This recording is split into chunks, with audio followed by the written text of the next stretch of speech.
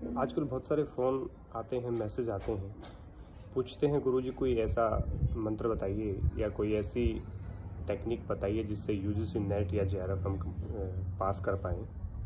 क्योंकि परीक्षा नज़दीक है तो स्वाभाविक रूप से इस तरह के कॉल, इस तरह के मैसेज एक टीचर को आते हैं, जो कि मुझे भी आ रहे हैं।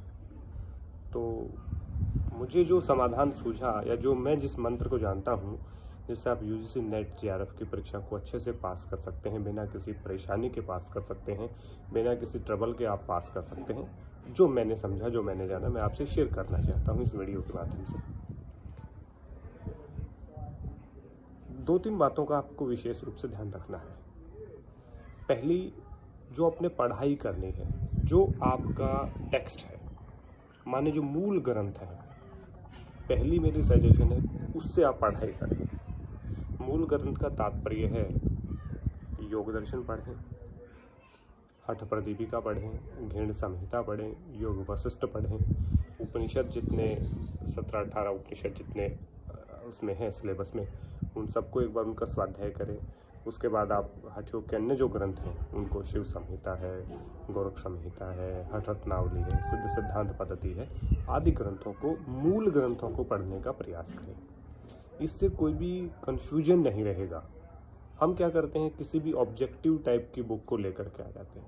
लेकिन मेरा व्यक्तिगत रूप से मानना है कि कोई भी ऑब्जेक्टिव बुक जो है, जिसमें एक क्वेश्चन है, 4 उसके आंसर हैं और उनमें से एक आंसर सही होता है, केवल इसके पढ़ने से हो सकता है कि आपका नेट पास हो जाए, बट आपको नॉलेज नहीं हो पाएगी, आपका कंसेप्ट क्लियर नहीं हो पाएगा।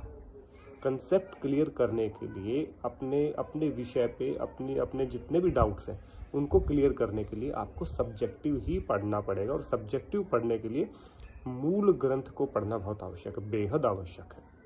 तो जो व्यक्ति मूल ग्रंथ को पढ़ेगा या जो चीज़ें हैं उनको पढ़ेगा, जैसे हमारे योगियों का जीवन परिचय बुक आई है, तो समस्त योगियों के बारे में, जो जन्म है, मृत्यु है, गुरु है, जन्म स्थान है, माता पिता है, उन सब के संबंध में जो जानकारी सब्जेक्टिव आप पढ़ लेंगे, तो उसके बाद में हमने ऑब्जेक्टिव क्वेश्चन उसमें दिए हैं, तो वहाँ से आप उन ऑब्जेक्टिव क्वेश्चनों को देख सकते हैं जो आपको हेल्प करेंगे।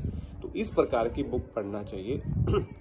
इसमें विशेषकर से केवल ऑब्जेक्टिव बुक्स के भरोसे जो व्यक्ति रहते हैं या केवल नोट्स के भरोसे जो व्यक्ति रहते हैं, मुझे नहीं लगता कि वो बहुत ज़्यादा सफलता प्राप्त कर पाते होंगे, या सफलता प्राप्त कर भी लेते होंगे या नेट पास हो भी जाता होगा तो उनके डाउट्स क्लियर नहीं होंगे, या उनका, मैं कहूँ, विषय पे कमांड नहीं आ सकती।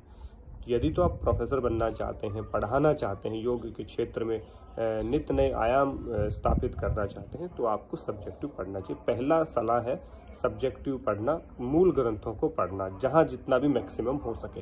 हो सकता है आपके पास अभाव हो बुक्स का या किसी किताब का, तो कहीं से अरेंज हो सकती है, लाइब्रेरी से हो सकती है, दोस्त से हो सकती है, उसकी फ़ोटोकॉपी आप ले सकते हैं, कुछ भी हो सकता है, परंतु मूल ग्रंथ को पढ़ने का मेरा पहला सुझाव आप लोगों को है। अब दूसरा सुझाव आप पूछेंगे, जो आपने पढ़ लिया और जो आपको इम्पोर्टेंट लगा उसको अपने हाथ से लिख लें।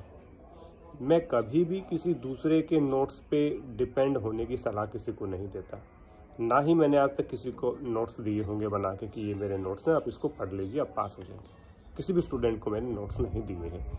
मैं हमेशा इस बात में विश्वास रखता हूँ कि जैसे ही आप किसी चीज़ को पढ़ते हैं, आपकी सबकी अपनी अपनी बुद्धि होती है, अपना अपना स्तर होता है। आपको जो इम्पोर्टेंट लगा आप उसी को तो नोट्स बनाएंगे ना। अब मुझे कुछ इम्पोर्टेंट लगा, आपको कुछ इम्पोर्टेंट लगा, मुझे कुछ चीज़ पढ़ने में आसानी है, आपको कोई चीज़ पढ़ने में आसानी है। हो सकता है जो मेरे लिए कठिन हो आपके लिए बड़ा आसान हो, आपके लिए जो आसान है मेरे लिए बड़ा कठिन हो। तो मैं अपने अकॉर्डिंग नोट्स बनाता हूँ, ना कि आपके अकॉर्डिंग।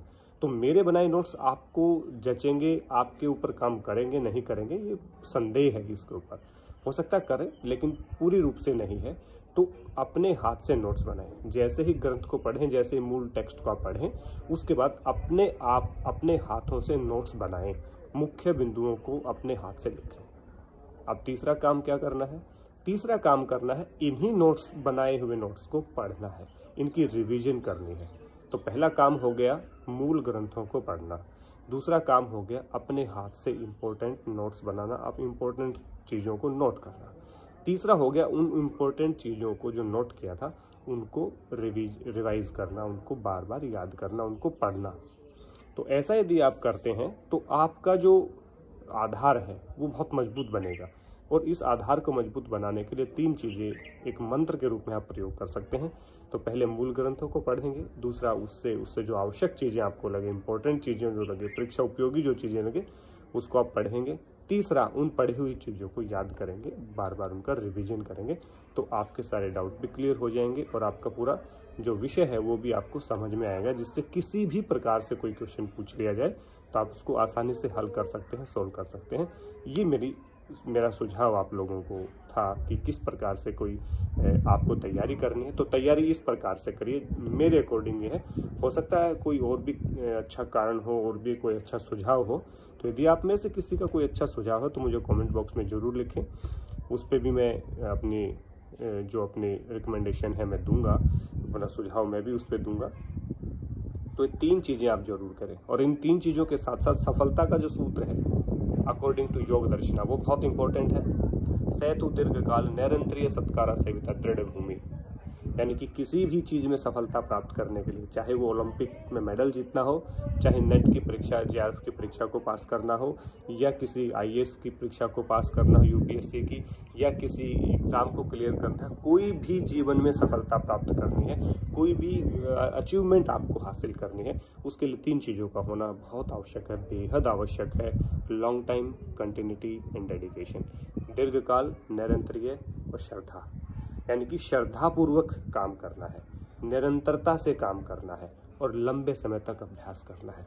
कोई भी अभ्यास मजबूत हो जाएगा, चाहे पढ़ाई का हो, चाहे खेल का हो, चाहे बिजनेस का हो, चाहे नौकरी प्राप्त करने का हो, चाहे किसी से अच्छे संबंध स्थापित करने का हो, किसी के साथ अच्छे संबंध स्थापित करना, रिलेशन स्टेब्लिश करने का हो। तो 3 चीज़ें, लॉन्ग टाइम, कंटिन्यूटी, डेडिकेशन, जो पढ़ रहे हैं श्रद्धा के साथ, उस परीक्षा की तैयारी को श्रद्धा के साथ करें, कंटिन्यूटी, डेली पढ़ाई करें, उसमें ब्रेक ना आने दें, और लंबे समय तक, यानी कि लंबे समय तक पढ़ाई करते रहें, आपके सारे कंसेप्ट क्लियर होंगे। तो 3 और प्लस 3 6 सूत्र हो गए। पहला सूत्र है मूल ग्रंथ को पढ़ना, दूसरा सूत्र है उसको लिखना, अपने शब्दों में लिखना, आवश्यक चीज़ों को अपने शब्दों में लिखना, नोट करना, तीसरा उनको बार बार याद करना, रिवाइज करना। और इन सब के लिए जरूरी क्या है, श्रद्धा का होना जरूरी है।